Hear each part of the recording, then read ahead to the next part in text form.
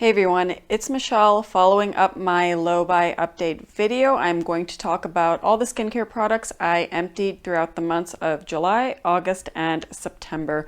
So let's get right into it. The first one I am going to pull out, and it should come as no surprise. It is the Bioderma Atoderm Intensive Balm. This is the one that I purchased in my first skincare haul of 2022. Already used this up. It's not only my morning and nighttime moisturizer, but it's my husband's moisturizer as well. And with the second bottle that we purchased this year, I'm even using it on my body. So I wouldn't be surprised if you see it in the next Empties video. Either way, no surprise here that this is in my Empties. This is my Holy Grail moisturizer. Next item that I emptied are cotton rounds. This is Prepare cotton pads. I bought these off of YESSTYLE. What I like about them is that they had that little slip to put your fingers on, and so it was just easier to use.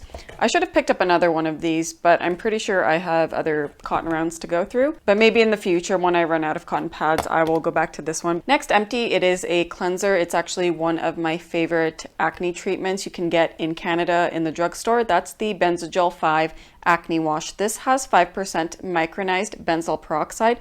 Benzoyl peroxide is one of my favorite ingredients when it comes to tackling really angry, inflamed, cystic acne. This cleanser here I always see retailed under $10. I believe I purchased this for around $8.99 when I last bought it. If you're in Canada, definitely check this out. I believe the popular US product is Panoxyl Acne Wash. Benzagel also has a leave-on gel at 5%, but right now I am using the 2.5% benzoyl peroxide gel from Malaysia still, and it's been working really well when I need it in my skincare routine. But if you do prefer a wash and you live in Canada, definitely check this brand out. Next empty, it is a toner. I finally emptied out Sioris, my first Essener. I really loved the texture of this toner.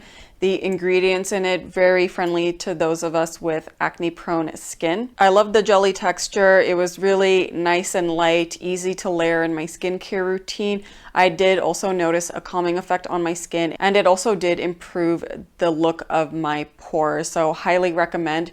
Right now I'm using the Manio Bifida Biome Ampule Toner. That one is a more watery consistency and also very easy to layer, but if you do want something with a more jelly texture and a little bit more viscous, I highly recommend this one. The next set of empties are serums. So this one right here, it is the infamous Skinfood Enrich essence with propolis and honey. I was very excited to use this when I first got it. I feel like it's been hyped up for years in the skincare community, and I have to say I'm a little bit underwhelmed.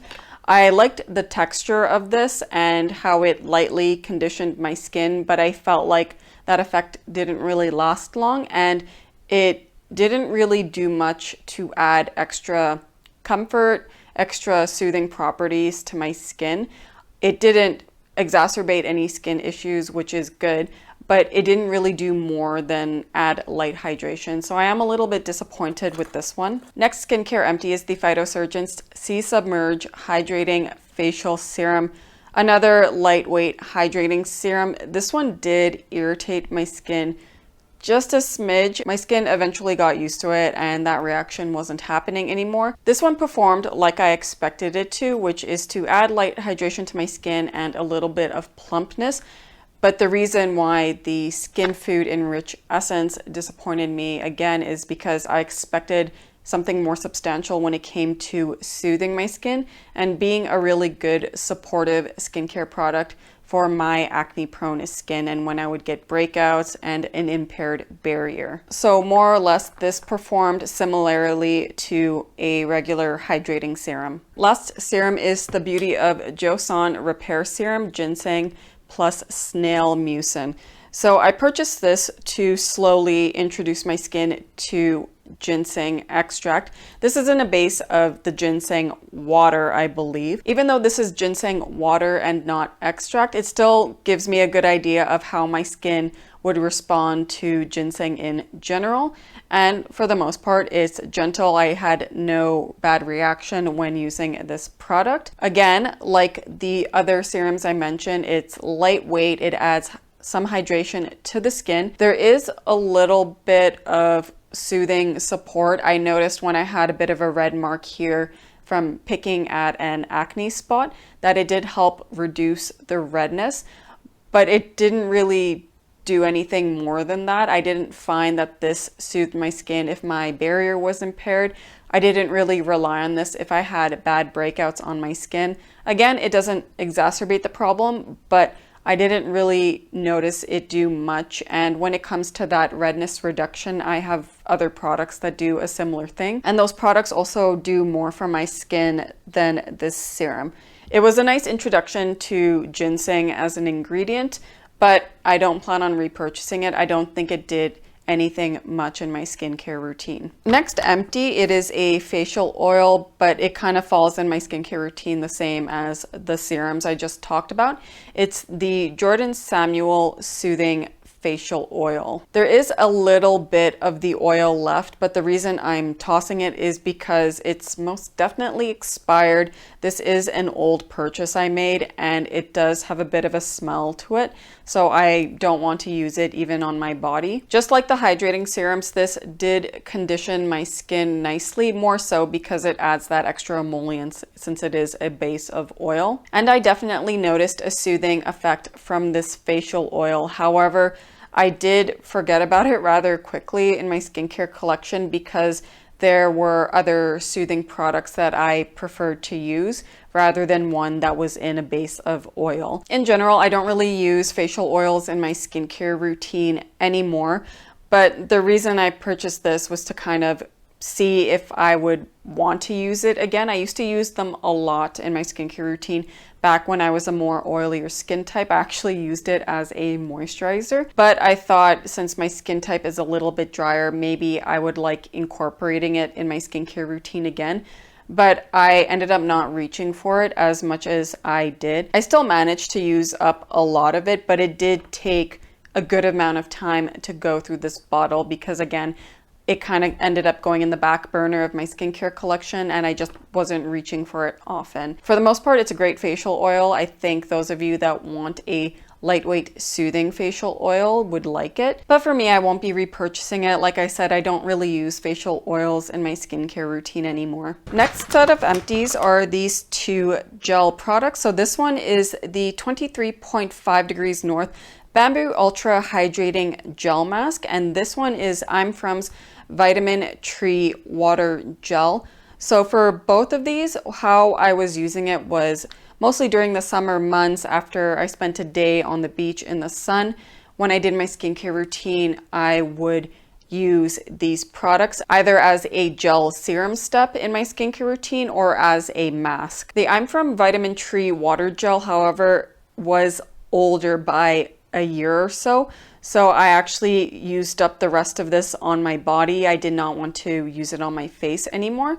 And as for the 23.5 degree north Bamboo Ultra Hydrating Gel Mask, what I like about this is that it is a no fuss gel mask. Again, the texture is good enough to use as a gel serum. It even says on the packaging here that you can apply it to your face daily without rinsing it off. When it came to the summer months and needing to cool my skin down, however, I found this performed a lot better, specifically because of the bamboo in it.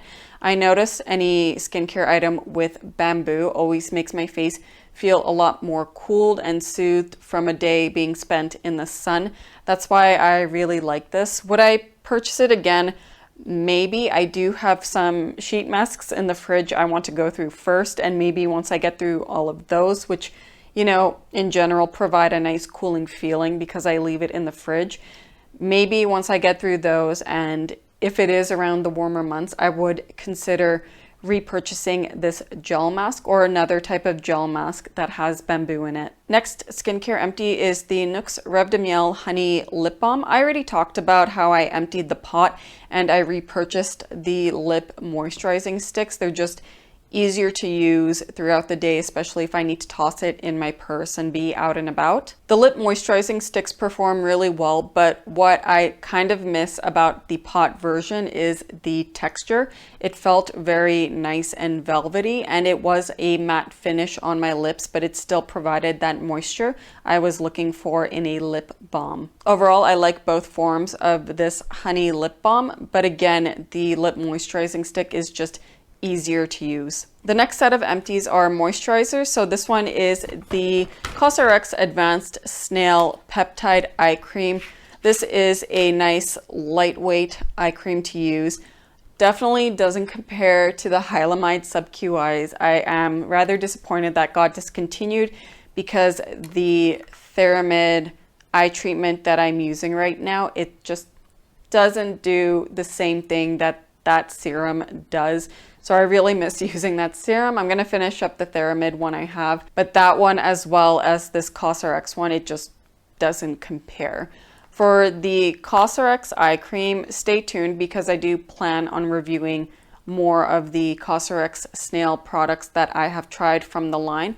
About 4 products total I will be reviewing in the near future, definitely before the end of this year. So stay tuned for that. So while this is an empty, I'm just going to keep it on the side so I can bring it up in that future video. Next moisturizer empty is Drunk Elephant's Protini Polypeptide Cream. So the reason I bought the full size of this is because I tried the birthday size and I was rather impressed at how it made my skin look really nice and bright. And I remember at the time, Dr. Dre was also very impressed by peptides in general and how it brightened her complexion, and I noticed that with this moisturizer. However, I found with continued use, my skin was feeling a little bit sensitized from using this moisturizer. Also in itself, it doesn't moisturize my skin enough. So if I did use this, this would be on my neck and chest. If I were to use it on my face, I would have to follow up with my go-to moisturizer or Vaseline at night. While this did give me a really nice bright and even complexion,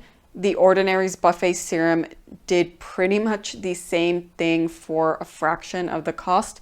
Same with the Ordinary's Buffet plus Copper Peptide Serum. Basically what I'm saying is you don't need to purchase Drunk Elephant's Protini to get that nice brightened complexion. More affordable alternatives can provide you with the exact same results. All right, last but not least, the final skincare empty I'm sharing with you all is this right here. It's Krave Beauty's Beat the Sun. On the label, it says it's an SPF of 50 plus, PA4 plus, but unfortunately it got caught in that whirlwind of incorrect SPF values such as Purito, such as Keep Cool, some other Korean skincare brands that didn't meet the mark on the SPF claim. My sister picked up a few of these when she came back from Korea, and when I found out about the incorrect labeling, I just used it as an indoor sunscreen if I wasn't going anywhere that day and I was just chilling at home. My sister used another bottle I have, and I also told her to only use it when she's chilling inside and not rely on it too much for outdoor activities. I don't really rely on sunscreens like these for outdoor activities anyways. That's why I always want a water resistant sunscreen in my sunscreen rotation. If you're interested, I did do a full review on this sunscreen as well as the cleanser and the glycolic acid toner. I'll leave that up in the cards or in the description box down below if you're interested in checking that out. I also have the Oh So Simple moisturizer as well as Great Barrier Relief.